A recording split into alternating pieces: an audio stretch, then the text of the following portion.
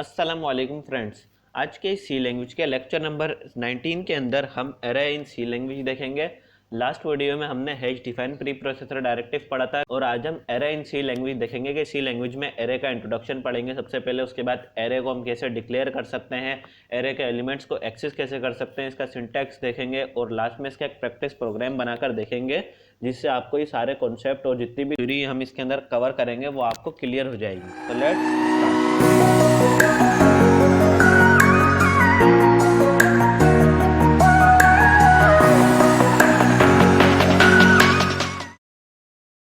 सबसे पहले हम एरे का इंट्रोडक्शन देखते हैं कि एरे के इंट्रोडक्शन में क्या है। C language provide a data structure the array. C language हमें एक डेटा स्ट्रक्चर प्रोवाइड करती है जिसका नाम एरे है, which stored a fix size sequential collection of elements of same type. यानी कि ये क्या करती है, ये fix type sequential collection of element store करती है सेम टाइप के। यानी कि एक इसका फिक्स साइज होता है और एक सीक्वेंस के अंदर ये एलिमेंट्स कलेक्ट करती है सेम डेटा टाइप के। इसकी एग्जांपल मैं आपको एक बस से समझाता हूँ कि हमारे पास एक बस है जो कि सिर्फ टीचर्स के लिए बनाई गई है, इसके अंदर सिर्फ टीचर्स ही जा सकते हैं।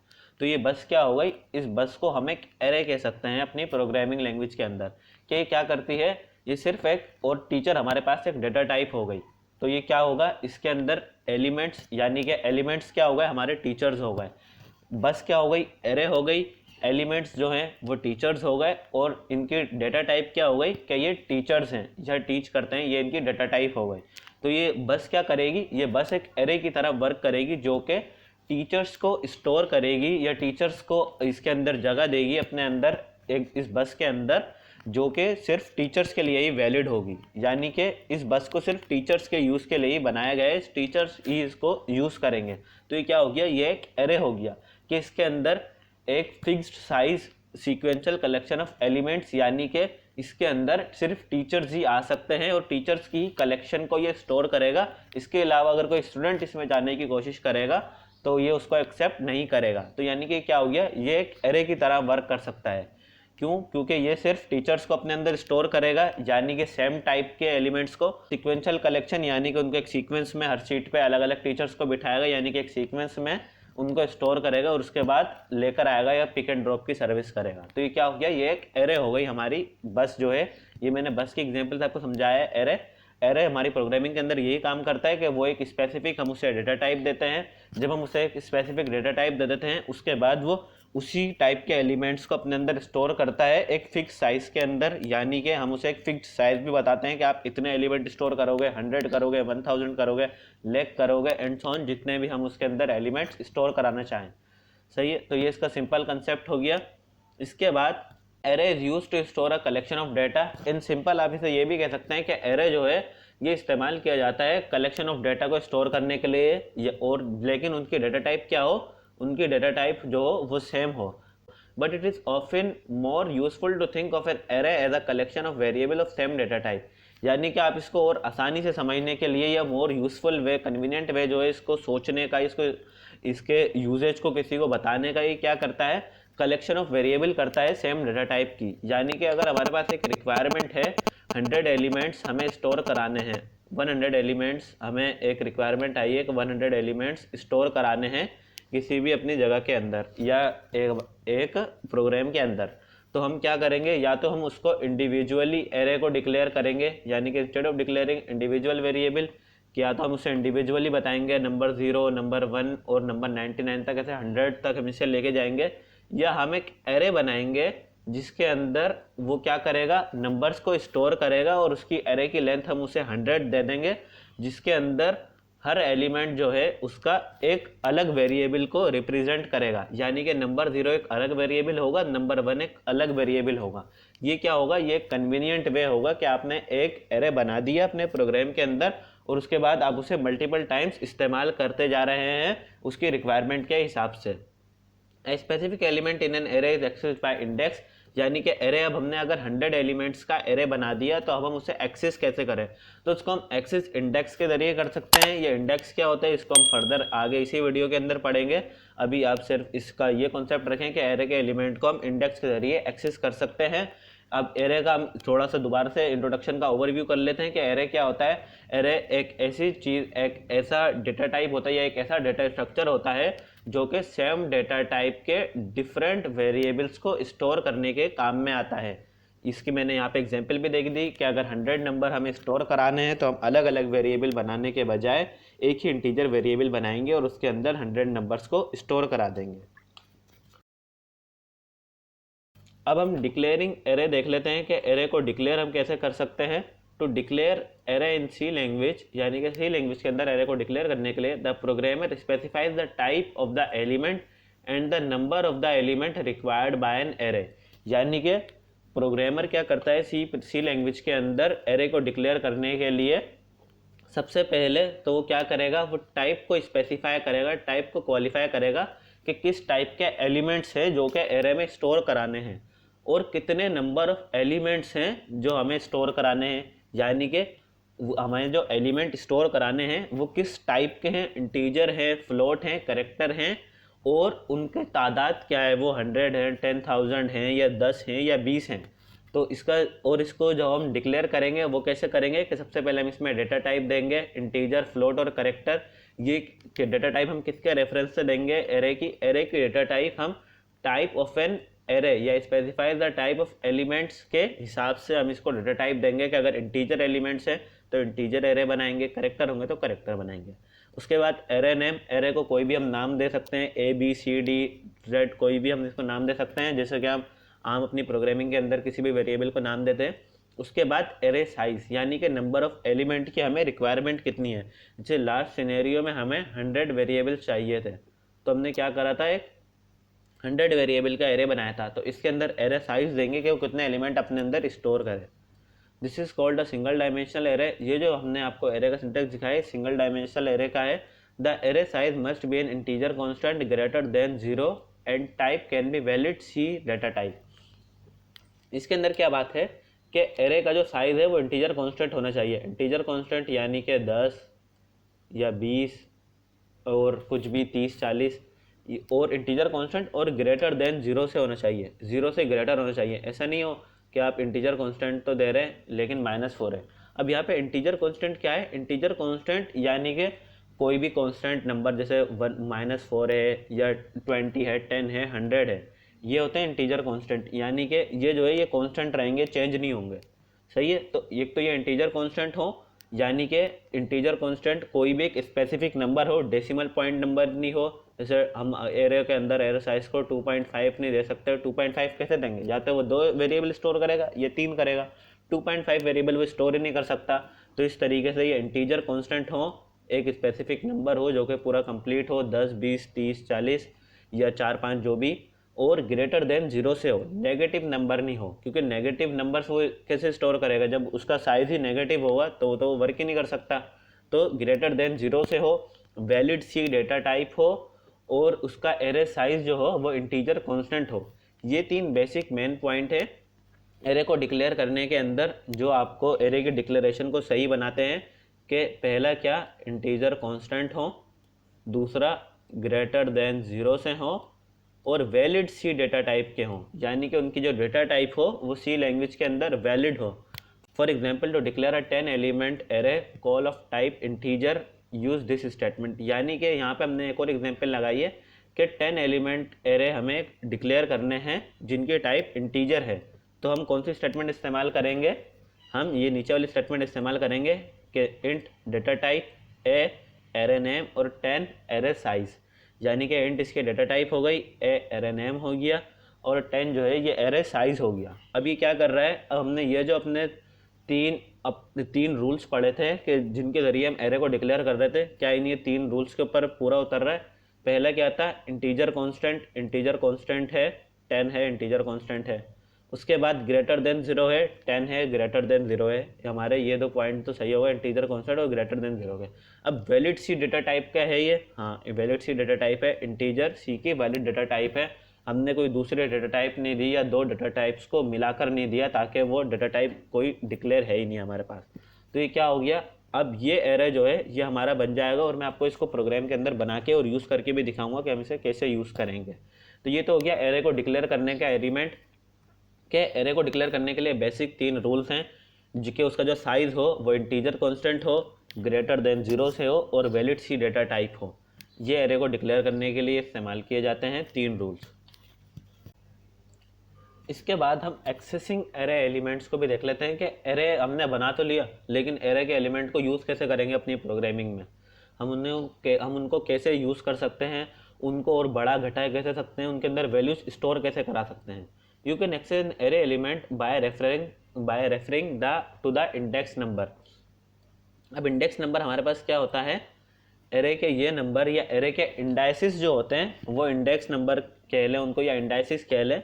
कि जस्ट सपोज हमने यहाँ पे जैसे एरे मैंने एक फिगर के अंदर लगाई हुई एक फिगर, जिसके अंदर हमारे पास एरे लेंथ जो है वो 9 है, यानी कि इस एरे के अंदर 9 एलिमेंट स्टोर हैं, 40, 55, 63, 17, 22, 68, 89, 97 और 89।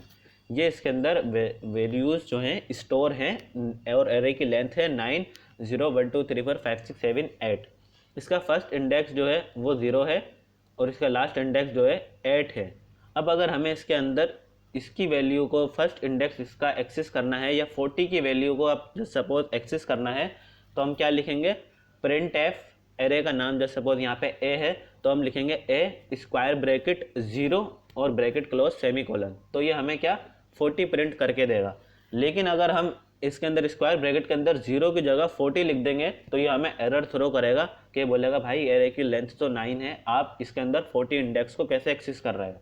अगर हमें एरे की किसी भी वैल्यू को हमें यूज़ करना है तो उसकी जो रेफरेंस से एरे का जो इंडेक्स नंबर होगा उसको देंगे, तो वो हमें वैल्यू प्रिंट करके देगा।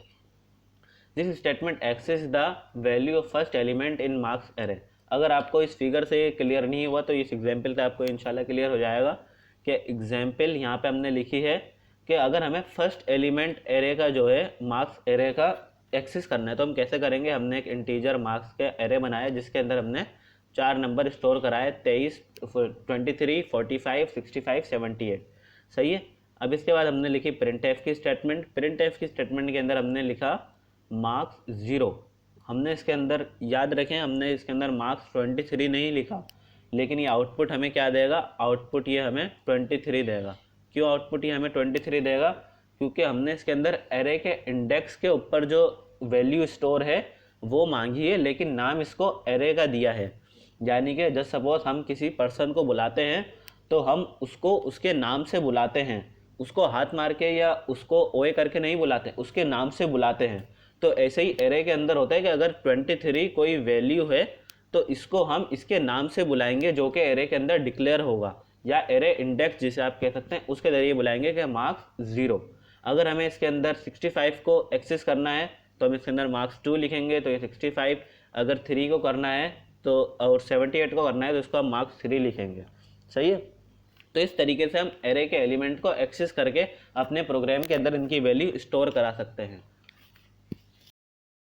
अब हम अपनी लास्ट स्लाइड को देख लेते हैं और इसके अंदर भी जो फिगर है इसको भी समझ लेते हैं।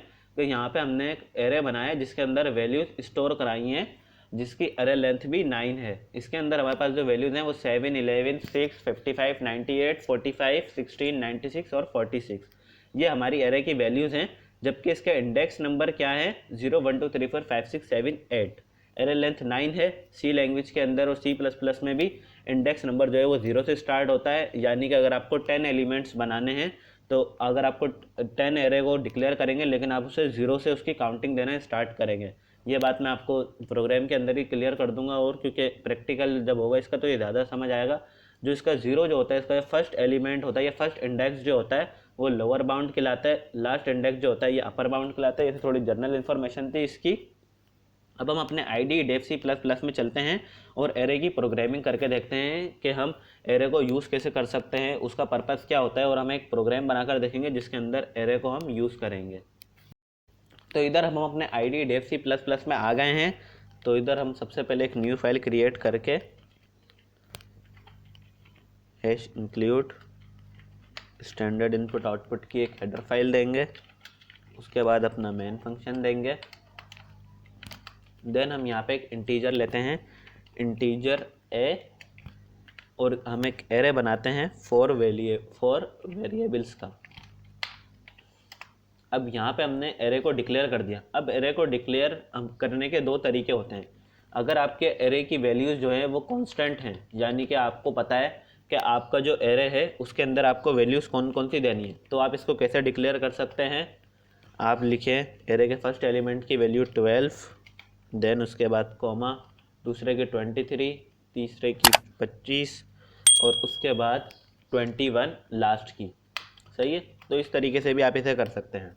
अब ये क्या हो गया, इन एरे की एलिमेंट्स की वैल्यू को कोई चेंज नहीं कर सकता, ये एरेस कांस्टेंट बन गई ये वैल्यूज़, यानी कि इन एरे की वैल्यू को कोई भी चेंज नहीं कर पाएगा। अब अगर आप यहाँ पे इस एरे की वैल्यू को यूज़ करना चाहते हैं तो आप लिखेंगे \n the value of first element is %d और यहाँ पे आप लिखेंगे a और इसको फर्स्ट वैल्यू को ये दे देंगे। यहाँ पे आपने सेमीकोलन दे दिया। हम अपने प्रोग्राम को सेव करेंगे एरे के नाम से, array.c के नाम से हम इसे सेव करेंगे। तो उसके बाद ये हमें इसकी 12 वैल्यू प्रिंट करके देगा। किसने हमें क्या प्रिंट करा, the value of first element of an array, हम लिखना भूल गए लेकिन खैर है कि the value of first element is 12, यानी कि एरे का जो फर्स्ट एलिमेंट की जो वैल्यू है ये 12 है। अब ये तो हमारा ये सिनेरियो था जिसके अंदर एरे की वैल्यूज़ क्या थी, array values are pre defined थी, यानी कि इनके अंदर हमें एरे की वैल्यू पता थी, प्री डिफाइंड वैल्यूज़ थी एरे की। लेकिन अब अगर हम चाहते हैं कि एरे की वैल्यू को हम स्टोर करें, एरे को कोई वैल्यू बताएं और फिर उसके हिसाब से हमारा प्रोग्राम रन हो, तो उसको हम कैसे करेंगे, उसके तरीके को भी हम देख लेते हैं। उसके लिए हम इसके अंदर जस्ट एक एरे बनाएंगे, उसके बाद लिखेंगे इधर एक स्कैनफ की स्टेटमेंट लिखेंगे। इसी स्टेटमेंट को थोड़ा मॉडिफाई करेंगे, percentage d comma ampersand a। तो अगर हमें इसमें first element of an array में कोई वैल्यू स्टोर करानी है तो हम लिखेंगे यहाँ पर इस तरीके से, इसकी स्टेटमेंट को थोड़ा चेंज कर देंगे। इधर हम इंटर कर देंगे, enter the value of first element, तो ये वैल्यू ऑफ फर्स्ट एलिमेंट जो है वो हमें प्रिंट कर देगा। इसके बाद हम एक और printf की स्टेटमेंट लिखेंगे \n करके और लिखेंगे value is %d comma a 0। सही है, तो अब ये हमसे क्या बोल रहा है, enter the value of first element, यानी कि फर्स्ट एलिमेंट जो है एरे का उसकी वैल्यू आप स्टोर करें। अगर आपने 11 इंटर कर दी तो वैल्यू इज़ 11 इसने हमें प्रिंट कर दी। तो इस तरीके से आप एरे की वैल्यूज़ को जो है वो डिक्लेयर कर, एरे की वैल्यू को जो है वो स्टोर करा सकते हैं और फिर उसके बाद उसको बाद में डिक्लेयर कर सकते हैं। तो एरे को डिक्लेयर करने के दो तरीके होते हैं कि या तो उसकी वैल्यूज़ को आप प्री डिफाइंड कर दें, कि आपको पता है कि मेरे पास एरे की लेंथ ये है और इनकी वैल्यूज़ ये हैं, तो आप उसको एरे एलिमेंट को डायरेक्ट प्री डिफाइंड कर दें उसको इंटीजर लिखने के बाद, जैसे कि हमने पहले किया था। यहाँ पे a ऐसे करके हमने लिखा था कि a करली ब्रेसिस और इसके बाद अपना 22 कॉमा एंड सो ऑन ऐसे करके हमने लिखा था 22, 12 और 23 करके हमने इसको बंद कर दिया था। तो या तो आप इसको इस तरीके से डिक्लेयर कर दें, या फिर आप इसके अंदर अगर आप चाहते हैं कि आपको वैल्यूज़ कंफर्म नहीं है या आपको पता ही नहीं है कि इनकी वैल्यूज़ क्या हैं, एरे को हमें कौन कौन सी वैल्यूज़ देनी है, या आपकी रिक्वायरमेंट ऐसी है कि आप उसके अंदर वो चाहते हैं कि हर एलिमेंट जो है एरे का उसकी वैल्यू स्टोर करें और उसके बाद उसको प्रोसेस करें, तो इस तरीके से आप printf और scanf की फंक्शन के ज़रिए आप उनकी वैल्यूज़ को यूज़ कर सकते हैं और उनको इंटर करा के उसको बाद में फर्दर यूज़ कर सकते हैं, प्रिंट करा सकते हैं। तो ये हमारा simple array in C language का ट्यूटोरियल था। मुझे उम्मीद है कि आपको समझ आया होगा। मिलेंगे आपसे अगली वीडियो में, तब तक के लिए टेक केयर, अल्लाह हाफिज़। हमारी वीडियो को लाइक करें और चैनल को सब्सक्राइब करें।